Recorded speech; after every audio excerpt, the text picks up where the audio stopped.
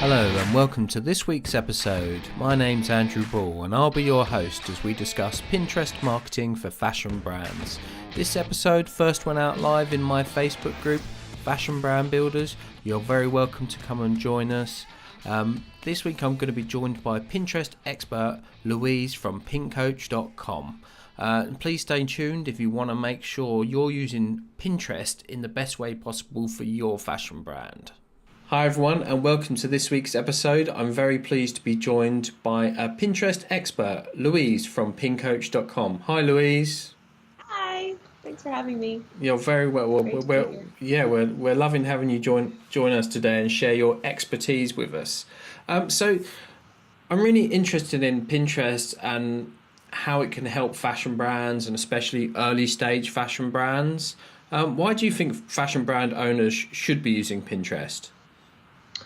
Well, fashion is actually one of the most popular niches on the platform. So a lot of people are looking for seasonal trends, fashion inspiration and ideas. And they're also using it as a shopping platform. So they're using it to search for ideas and new looks, but then they're also ending up discovering things that they want to buy. So it's not only great for driving traffic to websites in fashion and in many other niches, but it's also becoming sort of it's a search and discovery tool, but it's also becoming more of a shopping tool as well.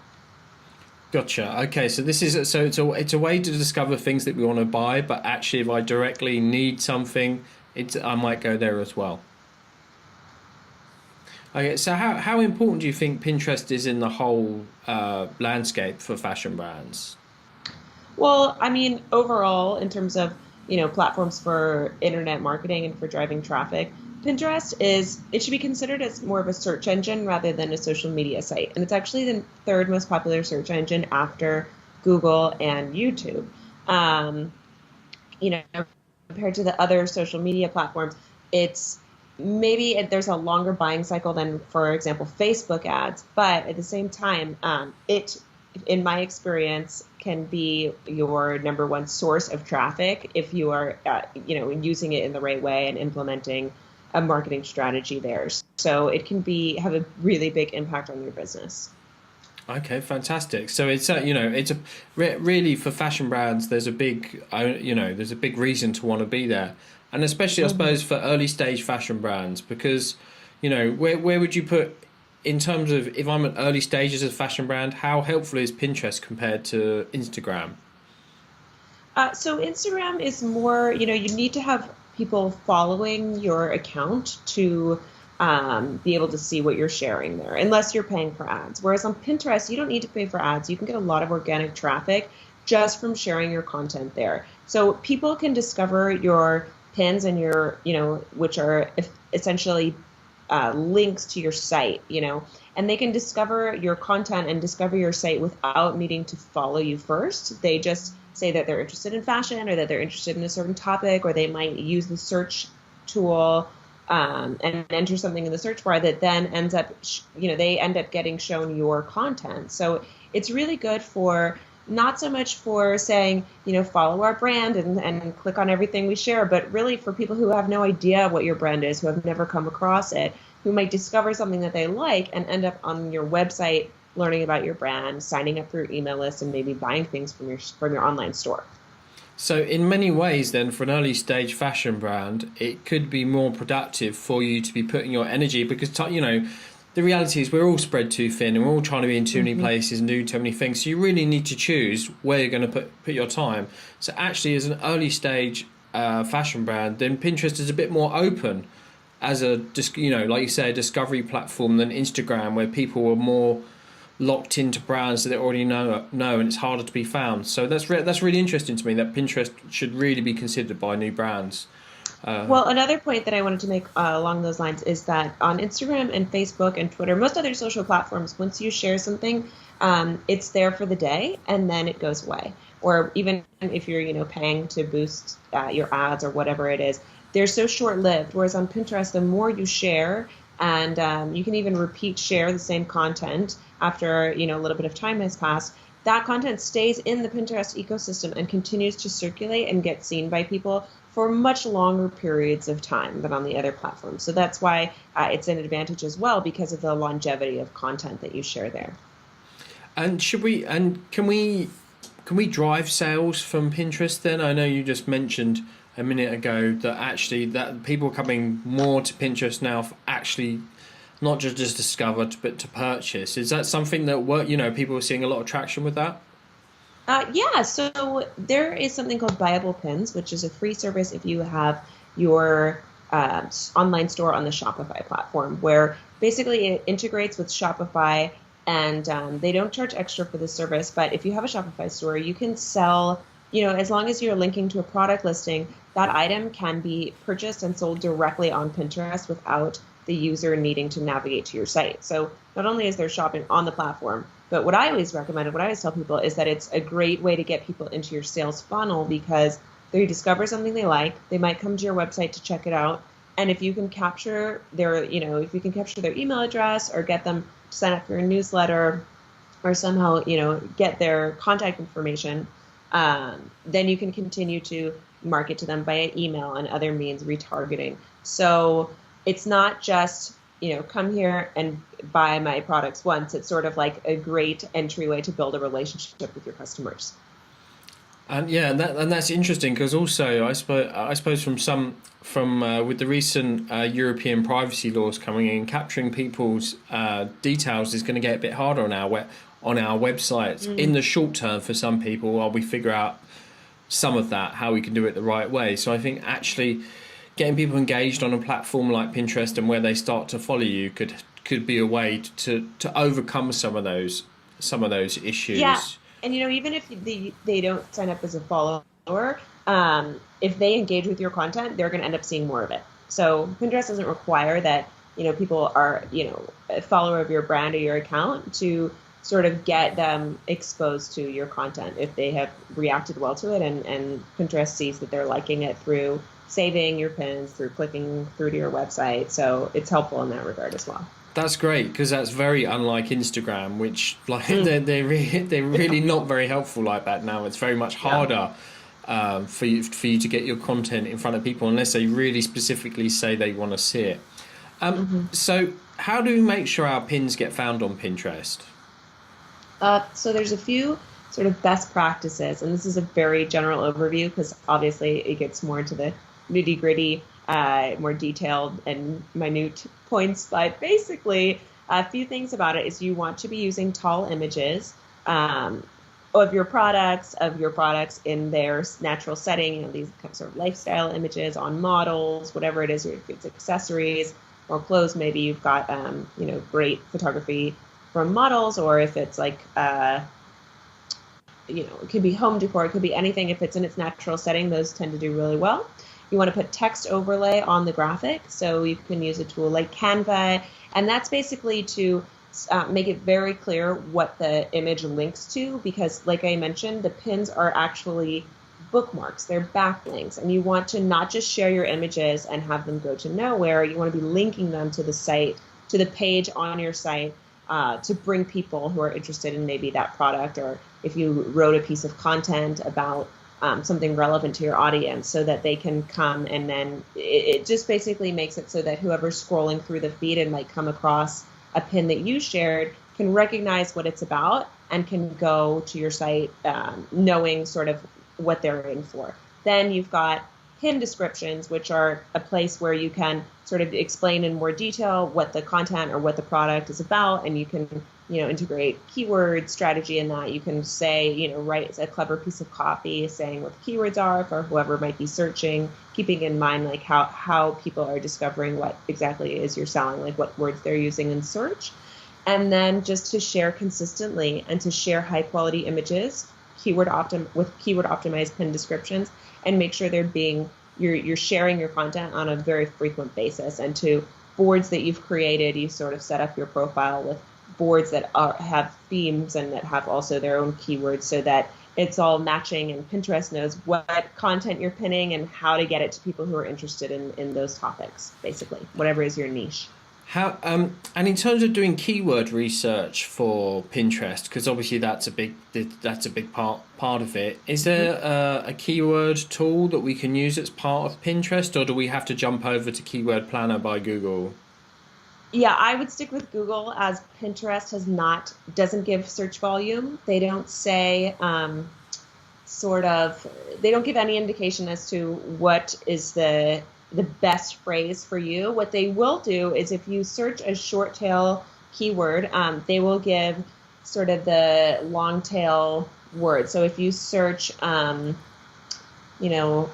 jacket, they might show you a list of keywords along the top of the screen in the search results that say black jacket leather, black jacket spring, and then sort of, okay, those are actual long tail keywords that people are searching for, but there isn't an indication about the best phrase to use. So I would use Google more for that, because there tends to be parallels, but Pinterest, if you do a lot of searching and checking out already what's popular and how the pins that are showing up in your own search results are the ones that are getting a lot of traction, because that's why you're seeing those ones. So you can get a lot of insight by searching your competition, by searching for related topics as well, related to what you're selling. And that's really interesting. So I guess the related searches works a little bit like the way that related searches work on Google. So I can understand how that could be a really powerful tool. And what should fashion brands be pinning in general? What kind of, should they just be pinning their products, or should they be pinning stuff around their products as well? So I always tell people that if you really want to do well on Pinterest, you need to be doing content marketing. And when I say content marketing, I mean written blog posts that you publish on your website. And those don't have to be super long, very involved. List posts work great, and anything with a number in the title, like 5 looks for spring. And, you can just make an article that links to 5 of your own products. Anything that is sort of helpful in terms of being informative and being sort of intriguing to draw in people who are interested in that information. And then you can sell to them on the back end. It can lead into purchase, and you can really keep in mind sort of what content is going to have a direct tie-in to the product that I'm selling, so that it makes sense when somebody comes to your website. They're not just reading about some unrelated topic that might be of interest to your customer avatar, but they're actually somebody who's interested in getting information to solve a problem that they have, like not knowing what to wear for the upcoming season, or not knowing sort of what's trending. So I always say to create content and to also make these tall pin graphics to promote that content as well, not just sharing your products. Yeah, okay. And I think there's a lot to be said from not saying me, and about actual creating stuff that's valuable for people and adding that value into people's experiences of the internet, rather than just using it as a sales catalogue. I think there's a lot to be said for that. So how often should we be pinning, Louise? So I always tell my clients, my packages start at 10 pins a day, which can seem like a lot for some people. But I think that it's not so much about the amount that you pin, but really the consistency. So it depends, if you have enough content, if you have enough tall images, blog posts in your archives, whatever it is, to pin 10 a day, I'd say that's a pretty good place to start. We go up to 25, but that's sort of, it depends on your niche. It depends on how long your website's been around, how many assets you have to share. So I would start in the sort of 5 to 10 range if that's possible. But even if not, really the importance is on the consistency and just making sure you're pinning every day. So a real pin discipline. I'm trying to think of a really good pun there. I can't come up with one. Should we be re-pinning posts? Is that bad etiquette to do that? No, definitely not. It's great to reshare and to put back into the Pinterest ecosystem things that have already proven to do well. So you've really got to take a look at your analytics and your results after maybe 4 to 8 weeks, somewhere in that time range, and see what has been getting the most traction and reshare that. Because Pinterest algorithm, it doesn't show pins right away. It can take some time, depending on many different factors. The algorithm is sort of a mystery, but as a Pinterest strategist, I'm constantly trying to figure out and get ideas on how it might actually be working. But yeah, it's totally fine to reshare posts, and just keeping in mind the seasonality of Pinterest, and that searches change based on, the time of year, holidays, certain events coming up throughout the year, and that you need to be, because it can take so long for your content to get seen from the first time you share it, you need to keep in mind that you need to be pinning well in advance. If there's something that's time sensitive, like a holiday or an event, probably 4 to 6 weeks out is a good rule of thumb. So if I want my swimwear to be selling loads in June, I need to have really been pinning a lot 6 weeks earlier. Is that right? At least probably early April is a good time, since that's when spring is coming and people are starting to travel to warmer places and look into that. Okay, so yeah, some advanced planning is required. Don't just start pinning and then wondering why no one's buying your stuff immediately. That's interesting. It can take a month or two to get shown, so it could be over by then. Wow, that's interesting. So does that mean there's some kind of there's a pool of pins that are just waiting that Pinterest has got to get through before yours gets shown? Is that how it works then? No, it's more based on how you keyword optimize the pin description, the popularity of the search term, how well your account is doing. The more you grow your account and the more consistently you pin and the more traction you get, it's a feedback loop, and you're going to get more and more exposure and more impressions on your pins organically in that sense. So there's a lot of different factors at play. But what I do recommend is to get started so that you can build that up. Are there any cool tools that we can use for scheduling?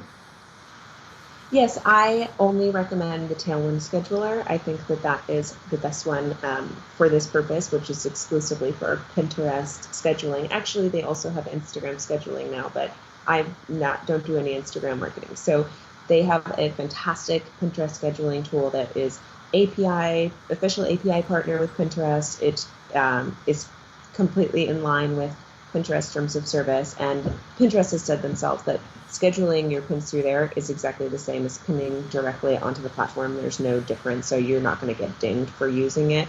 And it really helps too, like I said, if you're planning to pin 5 to 10 pins a day minimum, to make it so that you can sit down and get all your content scheduled out for however far in advance you want, 2 weeks, 4 weeks, however you want to do it. And there's also some great analytics tools, and it's really easy to analyze your results through that platform. So that's the one that I always tell people. Okay, and that brings us on to my next point, which is how should we be judging and tracking the performance of our pins? You need to be patient and give it a lot of time, at least 4 weeks. At least 4 weeks to see if what has sort of hit the nail with your audience. So a lot of people say after a week, oh, nothing got any repins, and it could be that it just hasn't gotten shown enough. So give it some time. It starts with impressions. Impressions then convert to impressions are just when they show your pin and it gets seen by people. Those then lead to engagement, such as saving, when users might save your pin to their boards to come back to look at later, or once they save it to their boards, then it might get picked up by their followers or people who see their content. And then, of course, the click-throughs are the most important metric, and that's people who are actually clicking through to your website. And for that, I would trust Google Analytics the most, if that is the most accurate, as in my experience. And you can do your sort of analysis by filtering just by Pinterest-driven traffic, and to see which designs are working the best, which content is resonating, or which products are doing well, and then that can inform your future content marketing decisions in terms of what you're creating, and also what you want to be repinning and what's doing best with your audience there. Can we use Pinterest for market research? Can we use it to find out what's hot and what we should be making next? So I think that it can be a useful tool for that.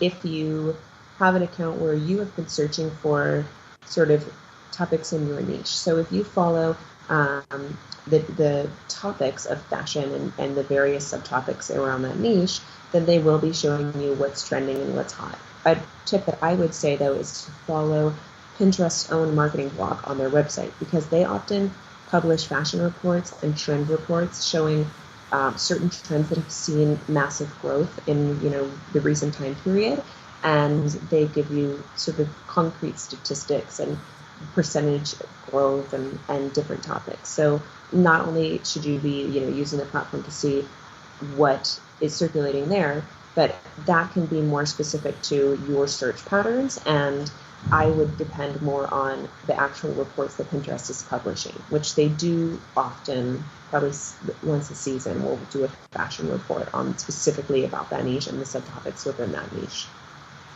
And one other question which I haven't actually put to you before, but I know something I read about is like Pinterest shared Pinterest boards that people can use around topics. Is that a good thing to do for fashion brands as well, to get involved in shared boards? So I think you're talking about group boards? Yeah, that's right, yeah. Yeah, so group boards can be a good way to sort of expand your reach, because whoever owns the group board, whoever started it by first inviting other people to collaborate on it, you get exposure to their audience. Now, the problem is if they don't have a large audience, then you are sharing to maybe a place where not a lot of people are seeing the pins because their account maybe doesn't have such good standing. And then when you share more to boards and to places that you don't get a lot of exposure, that can hurt your account standing.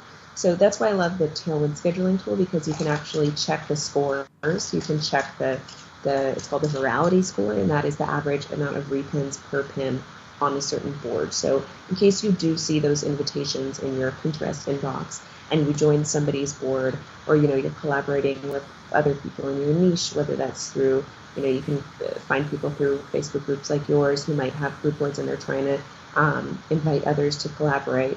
And to make it stronger, you want to be checking that whatever you're pinning to is actually a stronger board than yours, because otherwise you're at a disadvantage. Does that make sense? It's a bit like pin authority, right? You want to be sharing the pin authority. You want to get good pin authority from other people, find people at the same level or better from you. So I totally get that. Otherwise, they're just going to drag down your chance of getting your post featured. So thank you. I think we covered an awful lot today, Louise.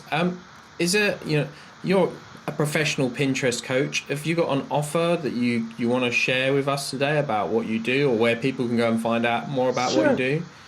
Yeah, they can find everything at pincoach.com. I do monthly maintenance packages for people that do have a lot of the assets I mentioned, the high quality images and graphics, and perhaps content as well. Solid content marketing is the only way that can work to really have enough to share on the platform. So I do monthly maintenance packages for people like that. And then I also do sort of set up and account cleanup to make it, if you have an account that maybe you've neglected after you set it up ages ago, it can help you get it into shape or help you get set up the right way so that everything is keyword optimized and ready to go. And then also strategy sessions. So they do consults to help people devise their own Pinterest marketing strategies that will work for their specific brand and their niche, whatever that may be.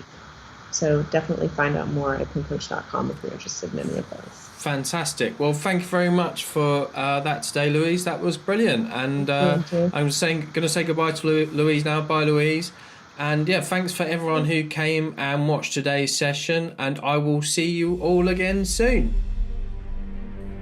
Thanks for watching this week's video. If you enjoyed it, please like this video, and if you want to stay tuned with what we've got coming up, then also subscribe to our channel and don't miss out on our next cool training video. You are also very welcome to come and join us over at Fashion Brand Builders, our Facebook group. I will see you all again soon. Thanks for watching.